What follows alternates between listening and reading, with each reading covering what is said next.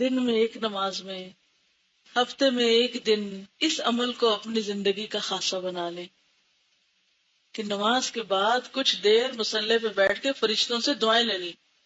اچھا، اب آپ دیکھیں کہ ہم ہر وقت تلاش میں رہتے ہیں، کوئی نیک بندہ ہمیں ملے تو ہم اسے کہیں کہ تم ہمارے لیے دعا کرو. اس کو کہتے ہیں دعا کرو، اس کو کہتے ہیں، پھر اس سے وعدے لیتے ہیں اور اس کے اوپر بوجھ ڈالتے رہتے ہیں، اور اس بیچارے کے پاس اپنے لیے مانگنے کا بعض اوقات وقت نہیں ہوتا، دوسروں کے لیے کیا مانگے گا. اور ادھر فرشتے انتظار میں بیٹھے ہیں کہ تم ذرا خود مصلی پہ بیٹھو نا، ہم بھی تمہارے لیے دعا کرتے ہیں. اس کے لیے ہم تیار نہیں ہیں، اور اس کی بنیادی وجہ ہمیں خود بھی نہیں پتا کہ وہ ہمارے لیے کس وقت کون دعا کر سکتا ہے. تو فرشتوں کی دعا کا مستحق ہوتا ہے وہ شخص جو خود نماز پڑھ کے مصلی پہ بیٹھ جائے کچھ دیر.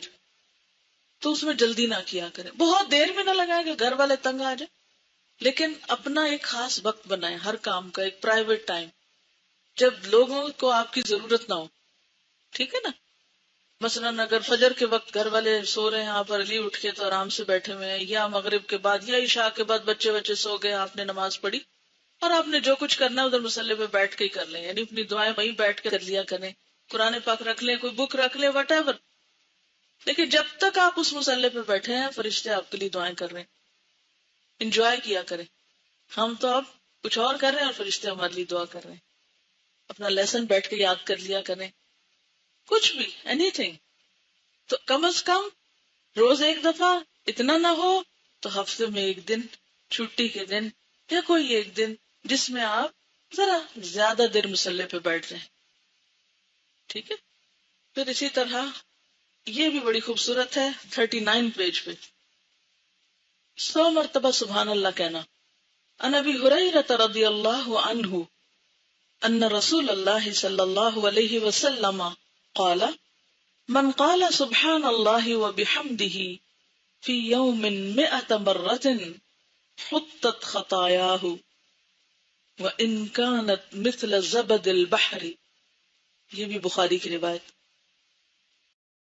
حضرت ابو ہریرہ رضی اللہ تعالی عنہ سے روایت ہے کہ رسول اللہ صلی اللہ علیہ وسلم نے فرمایا، جو شخص دن میں 100 مرتبہ سبحان اللہ و بحمدہ کہے اس کے گناہ مٹا دیے جاتے ہیں، خواہ وہ سمندر کی جھاگ کے برابر ہی کیوں نہ ہو.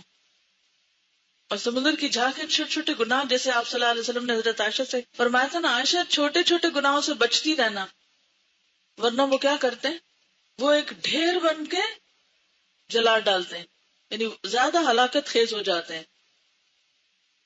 بڑا گناہ تو ایک ہی بڑا نا، لیکن چھوٹے چھوٹے مل کے اس سے بھی بڑے ہو جاتے ہیں.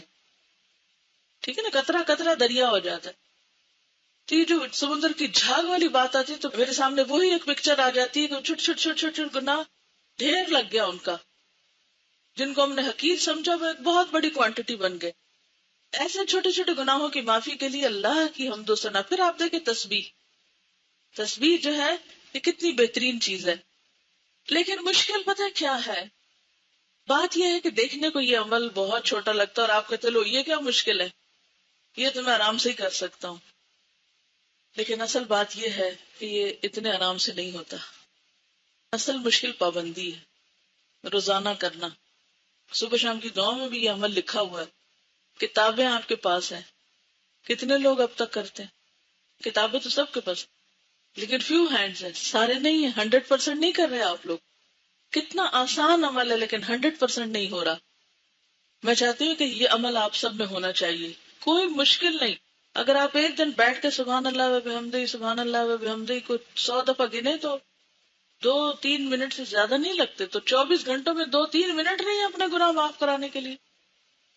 اس کا طریقہ کیا ہے؟ میں نے اس کا کیا حل نکالا ہے کہ جب میں اپنے گھر سے نکلتی ہوں اپنے پڑھانے کی جگہ پر جانے کے لیے یا آفس جانے کے لیے، تو میں بیٹھتے ہی ایک اور کام کرتی ہوں. آپ کو پتا نا سواری پہ نفل پڑھ سکتے ہیں، تو چونکہ ٹائم کم ہوتا ہے تو عام طور پر میں گھر سے نکلتے ہی سبحان الذی سخر لنا اور وہ گھر سے نکلنے کی دعائیں پڑھ لیتی ہوں، اور جو ہی گاڑی قبلے کی طرف مڑتی ہے تو میں اللہ اکبر کر کے 2 نفل شروع کر دیتی ہوں. ایک تو یہ ہے کہ نبی صلی اللہ علیہ وسلم کی سنت کی پیروی ہو جاتی ہے کیونکہ آپ سواری پر بھی نفل پڑھتے تھے. ٹھیک ہے. دوسرا یہ ہے کہ عام طور پر ہمارے اوپر اتنے فرائض اور ذمہ داریاں ہیں کہ نفل پڑھنے کا ٹائم کم ملتا ہے. تو ایسے اوقات کو انسان استعمال کر سکتا ہے، اللہ ہی کہ آپ خود ڈرائیو کر رہے ہیں پھر تو نہیں ہو سکتا نا، پھر تو مشکل ہے. لیکن اگر آپ کہیں بھی ہیں تو جس پوزیشن پہ بیٹھے ہیں آپ بیٹھ کے آرام سے نیچے ہو کے پڑھ سکتے ہیں. اچھا، پھر تیسری بات یہ کہ جو ہی نفل ختم ہوتے ہیں تو میں تسبیح لے کے یہ تسبیح پوری کر لیتی ہوں. بعض اوقات اتنی دیر میں وہ جگہ آ جاتی ہے جہاں اترنا ہوتا ہے تو میں اس وقت تک اپنے کمرے میں نہیں داخل ہوتی جب تک میری تسبیح ختم نہ ہو جائے. تو اس طرح سفر جو ہے وہ الحمدللہ بہت اچھا گزر جاتا ہے اور وہ دن کا ایک وظیفہ ہو جاتا ہے. عمل کب چھوٹتا ہے؟ جب سفر میں، یعنی اس طرح کے سفر میں ہوتی ہوں کہ ابھی اس وقت یہاں ہو اور ابھی وہاں ہو اور ابھی کوئی آ گیا اور ابھی فون آ گیا تو پھر گڑبڑ ہو جاتی ہے. پھر میں بیچ بیچ میں پڑھتی رہتی ہوں مگر وہ جو ایک پابندی ہوتی ہے وہ چھوٹتی ہے. تو آپ لوگ اس وقت اس سال میں اپنی عادت کچھ اس طرح بنا لیں کہ مثلاً آپ اسی طرح عمل کر سکتے ہیں. آپ گھر سے نکلیں اس وقت، یا اگر آپ ہاسٹل کے اوپر سے آ رہے ہیں تو اس وقت میں آپ کر سکتے ہیں. اترتے ہوئے سیڑھیاں تو ویسے ہی سبحان اللہ پڑھنا ہی ہوتا ہے، اس وقت میں پڑھ سکتے ہیں. یا پھر یہ ہے کہ آپ تھوڑا سا ادھر ادھر گھوم کے اپنی تسبیح پوری کر لیں. یا یہ کہ کلاس میں آ کے بیٹھے ہیں اور ابھی لوگ آ رہے ہیں یا آپ رک کے چل رہے ہیں تو اس وقت میں پورا کر لیں. لیکن جب تک آپ اس عمل کو کسی چیز سے گرا نہیں لگائیں گے نا تو آپ کی پابندی نہیں ہوگی، اور اگر پابندی نہیں ہوگی تو پھر آپ اس سے فائدہ نہیں اٹھا سکتے. تو کوئی ایسا ٹائم جس میں آپ سوچے کہ یہ کام تو میں روز ہی کرتی ہوں، مثلا آپ گھر میں روز برتن دھوتے ہیں تو آپ اس میں ٹائم دیکھ لیں 2-3 منٹ میں پورا ہو جاتا ہے تو ٹھیک ہے، نہ بھی گنے تو 100 سے زیادہ بھی ہو سکتا ہے، اس سے کیا نقصان ہے. یعنی ایک دن آپ بیٹھ کے ٹائمنگ کر لیں. پھر تسبیح نہ بھی اٹھائیں تو اتنے ٹائم تک آپ وہ تسبیح پڑھ کے بھی اس ثواب کو انشاءاللہ پہنچ جائیں گے. ایک اور حدیث ہے اسی سے ملتی جلتی، عن ابی ہریرہ رضی اللہ عنہ قال قال رسول اللہ صلی اللہ علیہ وسلم کلمتان حبیبتان الی الرحمن خفیفتان علی اللسان ثقیلتان فی المیزان سبحان اللہ وبحمدہ سبحان اللہ العظیم. حضرت ابو ہریرہ رضی اللہ تعالی عنہ کہتے ہیں کہ رسول اللہ صلی اللہ علیہ وسلم نے فرمایا، 2 کلمے ایسے ہیں جو رحمان کو بہت پیارے ہیں، زبان پر بہت ہلکے ہیں اور ترازو میں بہت بھاری ہیں، اور وہ یہ ہیں سبحان اللہ وبحمدہ سبحان اللہ العظیم. اب یہ جو پچھلا ہے یہ تو بہت ہی مختصر ہے، سبحان اللہ وبحمدہ سبحان اللہ وبحمدہ، لیکن یہ ذرا سا اس سے طویل ہے. تو آپ ان دونوں میں سے کوئی بھی اختیار کر سکتے ہیں. اگر آپ یہ پڑھیں گے سبحان اللہ وبحمدہ سبحان اللہ العظیم تو زیادہ فائدہ، لیکن اگر آپ یہ نہ کر سکے تو کم از کم آدھا والا ضرور کر لیں. اور یہ سب سے بڑی بات ہے نا کہ میزان میں بہت بھاری ہے، تو یہ اس اعتبار سے بھی آپ کو فائدہ دیں گے. اسی طرح ذکر میں ایک اور بڑی ہی بہترین چیز ہے، خاص طور پر ان لوگوں کے لیے جن کو شیطانی وسوسے بہت زیادہ آتے ہیں. کچھ لوگ بہت اس چیز کی شکایت کرتے ہیں کہ ہمیں شیطانی وسوسے بہت آتے ہیں، یا ہم مستقل مزاجی اختیار نہیں کر سکتے، یا ہم بھولتے بہت ہیں، یا وغیرہ وغیرہ. تو یہ جو کلمہ ہے یہ شیطان سے بچانے والا ہے. حضرت ابو ہریرہ رضی اللہ تعالی عنہ سے روایت ہے، ان رسول اللہ صلی اللہ علیہ وسلم قال من قال لا الہ الا اللہ وحدہ لا شریک لہ لہ الملک ولہ الحمد وہو علی کل شیء قدیر فی یوم 100. علیہ وسلم نے فرمایا، جو کوئی لا الہ الا اللہ وحدہ لا شریک لہ لہ الملک ولہ الحمد وہو علی کل شیء قدیر ایک دن میں 100 بار کہے تو یہ اس کے لیے 10 گردنوں کے آزاد کرنے کے برابر ہوگا. اس کے لیے 100 نیکیاں لکھی جائیں گی، 100 برائیاں اس سے مٹا دی جائیں گی، اور یہ کلمہ اس کے لیے اس دن شام تک شیطان سے بچانے کا ذریعہ رہے گا. اور جو عمل لے کر یہ شخص آئے گا اس سے بہتر کوئی شخص عمل نہیں لائے گا سوائے اس آدمی کے جس نے اس سے زیادہ عمل کیا ہو. اور اگین پھر وہی بات ہے کہ کس کے پاس وقت ہے کہ 100 دفعہ یہ پڑھے. وقت ہوتا ہے، ہم استعمال نہیں کرنا جانتے، ہم اس کو مینج نہیں کر پاتے، ہم اس کو مقرر نہیں کرتے. یعنی کتنی مفید چیز ہے کہ آپ اس کو اگر اپنی عادت بنا لیں تو ایک نہیں کئی فائدے ہیں. یہ بھی آپ دیکھیے بخاری کی روایت ہے. کچھ تو فضائل اعمال کی حدیثیں بہت ضعیف ہوتی ہیں، بڑے بڑے فائدے لکھے ہوتے ہیں لیکن وہ حدیثیں اوتھینٹک نہیں ہوتی. یہ حدیث اوتھینٹک ہے، یعنی یقینی بات ہے، آپ پورے شرح صدر کے ساتھ اس کو کر سکتے ہیں. تو اس میں نمبر 1 10 غلام آزاد کرنے کا ثواب، نمبر 2 100 نیکیوں کا لکھا جانا، پھر نمبر 3 100 برائیوں کا مٹنا، اور نمبر 4 صبح سے شام تک شیطانی حملوں سے حفاظت، اور شیطان کی اکساہٹیں، وسوسے، اس کا بھلوانا، جو بھی کچھ شیطان دشمنی میں کرتا ہے، لوگوں کے درمیان فساد پھیلانا، ڈرانا، خوف دلانا. آپ کو پتا ہے کبھی آپ قرآن پاک کی روح سے دیکھیں کہ شیطان کیا کیا کرتا ہے؟ کوئی ایک اسائنمنٹ ان کو دے دیں کسی وقت، قرآن کو ذرا دوبارہ سے پڑھ کے دیکھیں کہ اس میں کیا کیا لکھا ہوا. یعنی شیطان کیا کیا کرتا ہے. الشیطان یعدکم الفقر ویأمرکم بالفحشاء، انسانی الشیطان بلواتا ہے، پھر اسی طرح ینزغ بینکم فساد ڈلواتا ہے، اور بھی اس کے بہت سے کام ہیں. شاید شیطان کے ہتھ کنڈوں میں کچھ چیزوں کا ذکر بھی ہو، مجھے نہیں اب یاد، کیونکہ 5 سال ہو گئے اس لیکچر کو. تو اینی ہاؤ، اب شیطان کے جتنے بھی وار ہیں ان سارے واروں سے یہ کلمہ آپ کو انشاءاللہ محفوظ رکھے گا. یعنی آپ کے اندر ایک ایمان کی ایسی طاقت ہوگی، شیطان آپ کے اوپر آ نہیں سکتا. اور یہ جو لوگ یہ شکایت کرتے ہیں ان کو جن چمٹے میں اور معلوم نہیں کون کون ان کے پاس آتا ہے اور جاتا ہے، ان سب کو بھی اس سے خلاصی ہو سکتی ہے. یعنی جو اس قسم کی گفتگو فرمائے ان کو بھی یہ نسخہ بتایا کریں کہ آپ یہ عمل کریں اور پھر بتائیں، کیونکہ نبی صلی اللہ علیہ وسلم کی بات سے بڑھ کر سچی بات کس کی ہو سکتی. اچھا جناب، اگر یہ 100 دفعہ نہ کہہ سکیں تو کم از کم 10 دفعہ کہہ لیا کریں، کیونکہ 45 پیج پر آخر میں یہ حدیث دیکھیے. حضرت ابو ایوب انصاری رضی اللہ تعالی عنہ نبی صلی اللہ علیہ وسلم سے روایت کرتے ہیں، من قال لا الہ الا اللہ وحدہ لا شریک لہ لہ الملک ولہ الحمد وہو علی کل شیء قدیر 10 مرار کان کمن اعتق 4 انفس من ولد اسماعیل. یہ صحیح مسلم کی روایت ہے.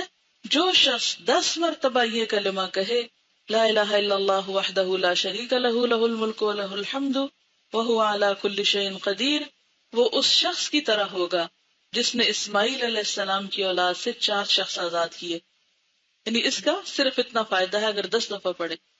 لیکن اگر آپ کسی بھی طرح اپنے آپ کو پابند کر سکیں، اور اس ایج میں تو آپ کے اوپر کوئی بہت بڑے مسئلے مسائل نہیں ہیں، گھر جاتے وقت واپسی پہ اگر آپ یہ باندھ لیں، ایک تسبیح کر لیں، آتے وقت سبحان اللہ و بحمدہ کر لیں، اور جاتے وقت لا الہ الا اللہ وحدہ کی کر لیں.